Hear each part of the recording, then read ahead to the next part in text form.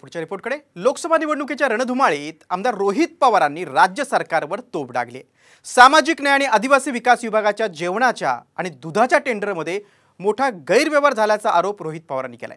त्यामुळे रोहित पवारांचा रोख कुणाकडे असा प्रश्न उपस्थित झालाय। आंबेगाव आणि पन्हाळ्याच्या आडून रोहित पवारांचा नेमका रोख कुणाकडे? कुणी खाल्ली दुधावरची 80 कोटींची मलाई?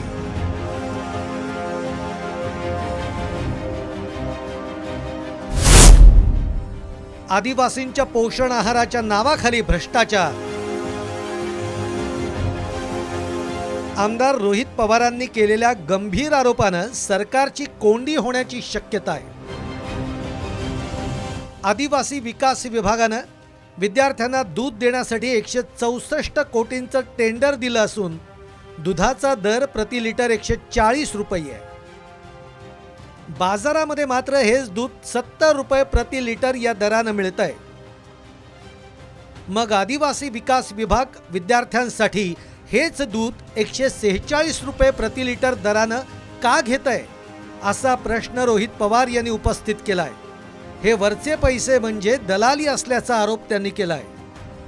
त्या शेतकऱ्याकडनं 30 रुपयाला तुम्ही घेता दूध आणि तेच दूध तुम्ही 143 ला जर विकत असाल तर विकास हा शेतकऱ्याचा आहे का तुमच्या मित्राचा आहे का मित्राच्या कंपनीचा आहे, हे कुठेतरी आता सामान्य लोकांना सांगण्याची वेळ आलेली आहे।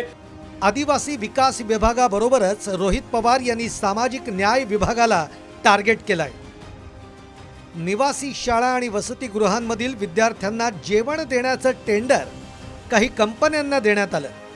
त्याआधी जेवणासाठीचा दर 3000 रुपयांच्या आसपास होता। आता मात्र या नवीन कंपन्यांना जवळपास 6000 रुपये म्हणजेच दुप्पट दरामध्ये जेवणाचं टेंडर दिल्याचा आरोप रोहित पवारांनी केलाय।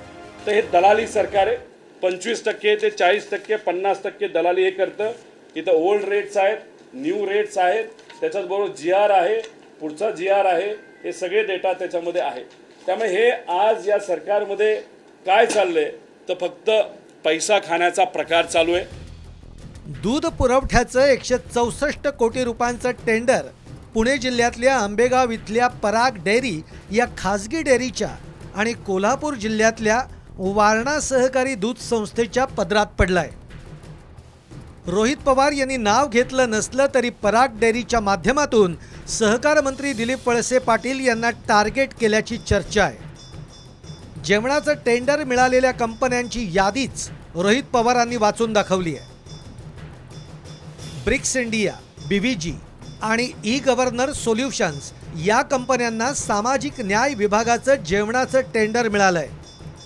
या कंपन्यांबरोबर भागीदारी ही सातारा इथल्या कैलास किराणा स्टोअर्स, DM एंटरप्राइजेस आणि छत्रपती शिवाजी महाराज बहुउद्देशीय संस्था यांचा देखील समावेश आहे। यातील ब्रिक्स ही कंपनी ईडीच्या कारवाई आणि छाप्यांमुळे कुप्रसिद्ध आहे।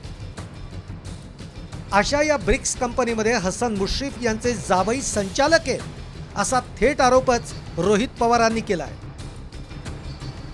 या कंपन्यांचे लाड का पुरवले जात आहेत असा सवाल करत रोहित पवारांनी प्रसाद लाड यांच्यावर निशाणा साधल्याची चर्चा आहे। राज्य सरकारमधील गैरव्यवहाराच्या 11 फाईल माझ्याकडे आल्या आहेत असं रोहित पवार यांनी सांगितलं आहे।